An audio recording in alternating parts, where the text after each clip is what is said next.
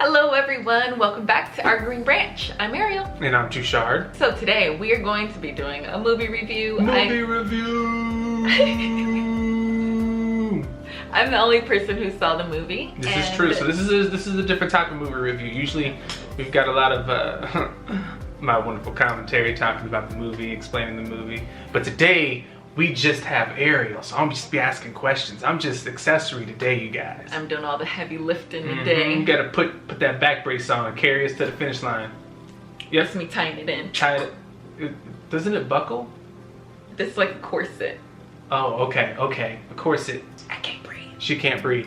Okay, take it off. Take it off.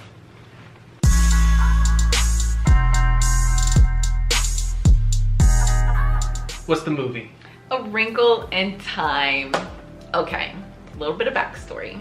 Now, is this a Disney movie? It's a Disney movie. Disney movie. It was a book first called A Wrinkle in Time. Okay. And I had no idea that the book even existed. Wait, don't you have the book?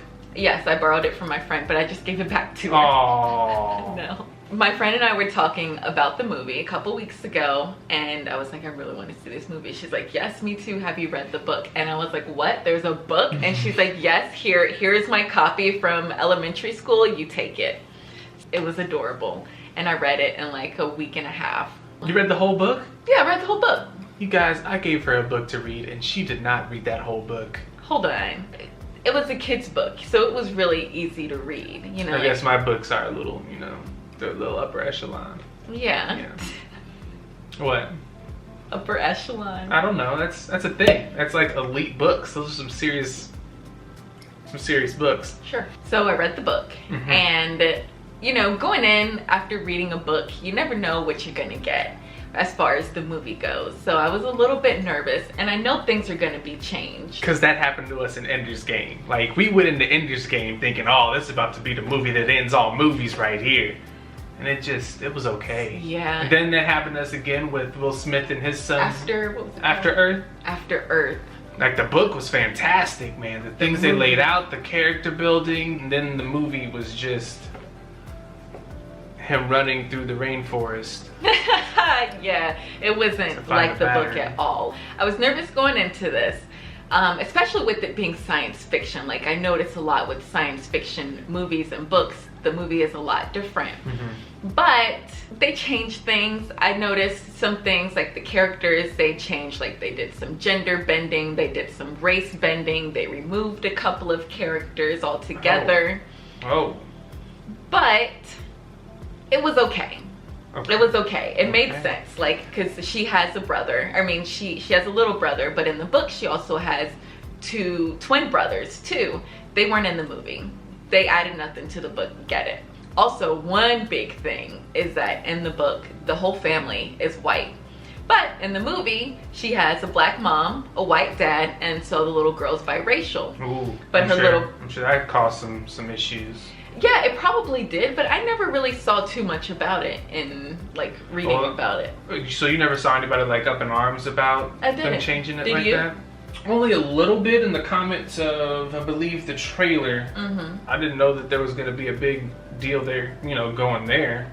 Right, but I think it just didn't matter so much to the story. And also too, I think that this book is not super popular. The movie isn't super popular, so it just didn't, So the characters aren't like so established that them being a certain race really reflects on the book, because the culture is going to be different and all that. So. Yeah, it made no difference.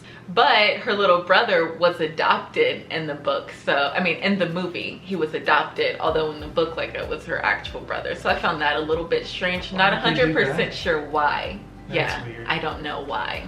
Oprah Winfrey was in this movie. How was she in this movie? Oprah Winfrey, coming back from, what was her last movie, Color Purple? No, apparently she's done movies since then. I don't know what other movies she's been in, but she's done other movies. But Oprah... Shows how much I know about Oprah, you guys. Oprah is my role model. Oh my gosh, she was that good, huh?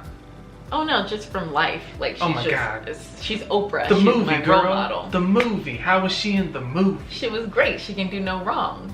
Well, what did she do in the movie? Who is she? Okay, so the story is about a girl. Her mom and dad are like scientists, physicists, and they're trying to travel through time. The dad went on a time travel trip and he has been missing for 4 years. In the book, they don't really know where he is. You know, they know that he's done time travel, but they don't know where he is. And there's rumors going on around town, like he's not coming back. He probably went, you know, ran off with some woman or whatever.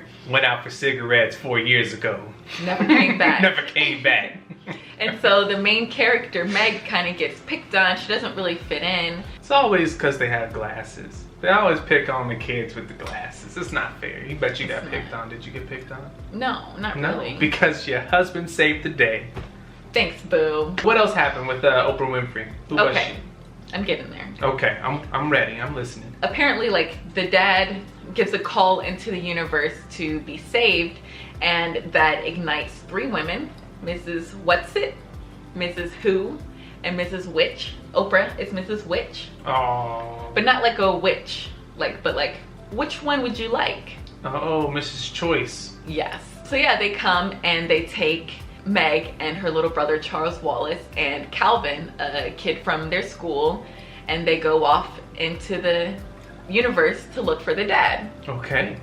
On a journey, we're getting somewhere. The thing that I really like about the book and the movie is that there's so much visualization, like so many pretty backgrounds and so many really interesting things to look at. So they definitely delivered on that. Like, I was very pleasantly surprised. I don't know, that's not the right word. I was pleased with what they, you know, made all the stuff to look to be. So that was nice. And then like the outfit choices and the makeup for the 3 women were like incredible. Oprah was on fleek the whole time. There was a little bit of funny moments, like one-liners. So, you know, that was cool too. I'm just looking at the trailers because I really didn't watch any of the trailers or anything real hardcore.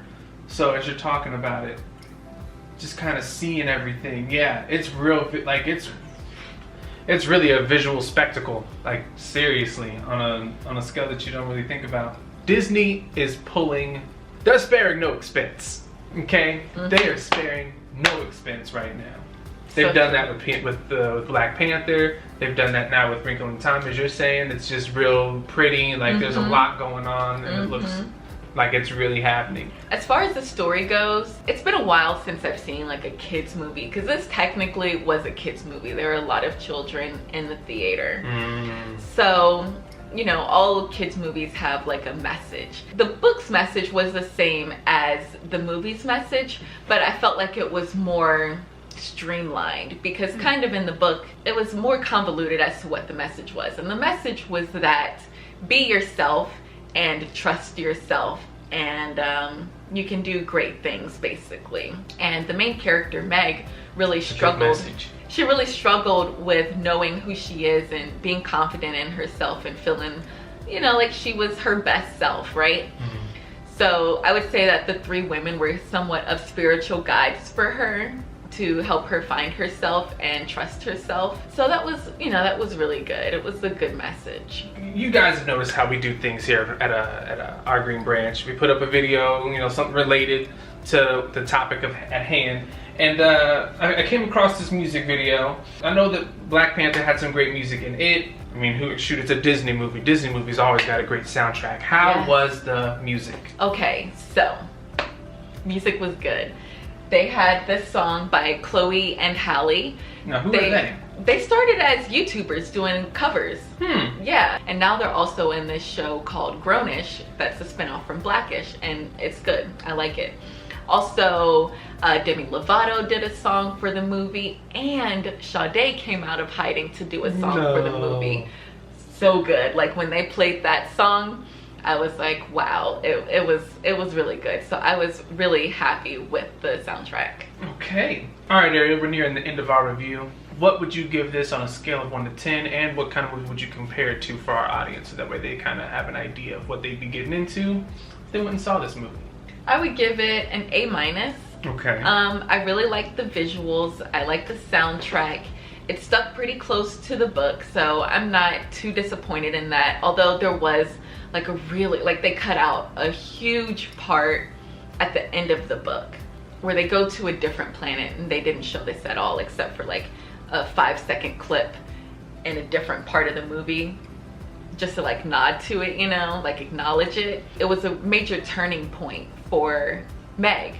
Although they worked it into where they put it, they worked in the turning point, but I felt like it was so much more powerful in the book. Aside from that, that's always a shame when that happens. Yeah, that was really disappointing. But aside from that, A- because it had a good message, and I think that it's something that kids can relate to, and even I can relate to. It was, you know, it was a good story, and Oprah, GOAT. And also it was directed by a Black woman, which was amazing. So I don't really have anything negative to say about it. Now, what would I compare it to? Maze Runner, maybe? Really? Yeah, like as far as visuals go, but not really. I can't really think of anything to compare it to because I haven't seen a kids movie in so long. And it was truly a kids movie, but parents can enjoy it. I'm not a parent. Adults can enjoy it as well.